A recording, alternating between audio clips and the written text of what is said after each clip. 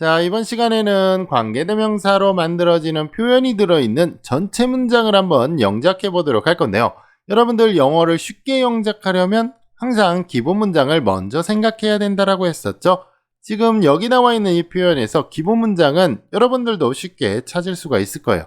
나는 편지를 받았다라는 것이 기본 문장이 되고요. 그리고 보시면은 영어로 쓰여진 이라는 형용사가 편지를 꾸며주고 있다는 것을 알 수가 있는데요. 이것을 그대로 한번 순서대로 영작해 보도록 할게요. 자, 그러면 영작 제일 먼저 할 것은 바로 기본 문장 나는 편지를 받았다. 우리가 단어만 알면은 아주 쉽게 쓸 수가 있습니다. 자, 그리고 두 번째로 쓸 것은 영어로 쓰여진 이라는 형용사인데요.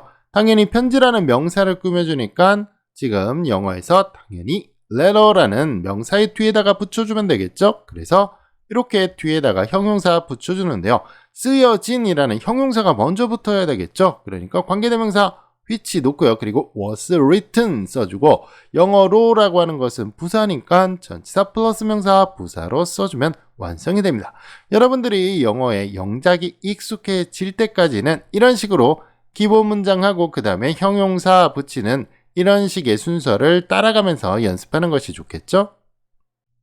그러면 간단한 몇 가지 문장들 연습해 보도록 할게요. 첫 번째 문제 보도록 할게요. 그에게 돈을 준 그 여자는 젊었었다 이렇게 되어 있는데요. 기본적인 표현은 그 여자는 젊었었다 이것이 되겠죠. 그러니까 너무나 간단하게 써주시면 되고요.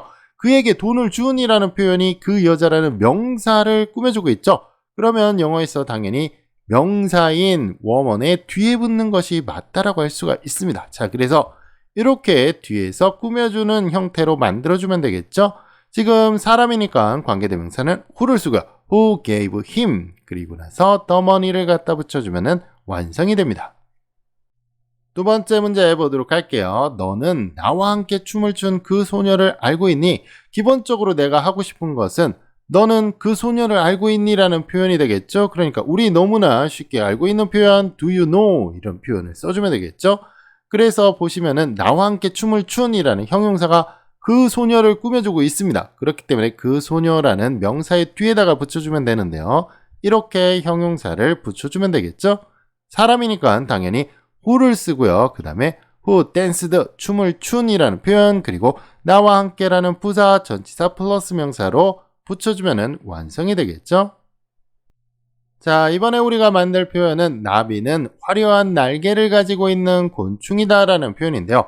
기본적으로는 나비는 곤충이다 라는 것이 기본 표현입니다. 그렇기 때문에 이렇게 나비는 곤충이다 갖다가 놓고요. 화려한 날개를 가지고 있는 이라는 형용사가 명사인 곤충을 꾸며주고 있죠. 그러니까 당연히 곤충이라는 명사의 뒤에다가 붙여주면 됩니다.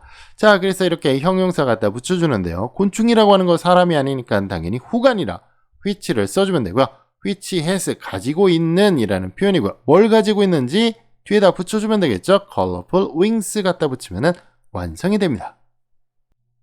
자, 한 가지 표현 더 만들어 보도록 할게요. 아프리카에 사는 코끼리는 큰 귀를 가지고 있다. 기본적인 표현은 코끼리는 큰 귀를 가지고 있다라는 표현이 되겠죠. 그러니까 이렇게 have를 이용해서 갖다가 만들어주면 되고요. 아프리카에 사는 이라는 형용사가 코끼리라는 명사를 꾸며주고 있으니까 영어에서도 마찬가지로 elephants라고 하는 명사의 뒤에다가 붙여줘야겠죠.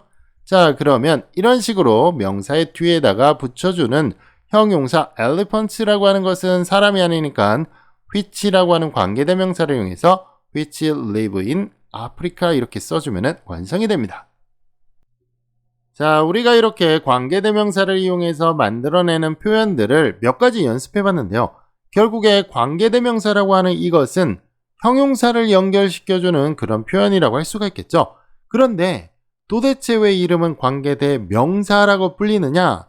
제가 나중에 설명을 드린다라고 했는데요. 이 부분을 지금 명확하게 한번 짚고 넘어가 보도록 할게요. 자, 그러면 한번 자세히 알아보도록 할게요. 여러분들 이 뒤에 있는 형용사 부분만 보시면은요. 이 who라고 하는 것은 앞에 있는 명사와 의미 관계를 가질 수밖에 없겠죠? 그리고 나서 이 who라고 하는 것은 뒤에 있는 문장에서는 대명사의 역할을 한다라고 할 수가 있습니다. 그렇기 때문에 who라고 하는 것을 이렇게 대명사 he로 바꾸면은 완벽한 문장이 된다라고 할 수가 있는데요. 그렇기 때문에 이렇게 두 가지 기능을 한다라고 할 수가 있어요. 앞에 있는 명사와의 의미 관계를 연결시키고 형용사 문장에서는 대명사 역할을 하기 때문에 이름이 관계 대명사라는 것을 알 수가 있겠죠. 자, 여러분들 그렇기 때문에 이것이 어째서 이름이 관계 대명사가 되는지 알 수가 있는데요. 이름은 관계 대명사라고 불리지만 하는 역할은 형용사를 이어준다라는 것을 여러분들이 머릿속에 꼭 기억을 해둬야겠죠.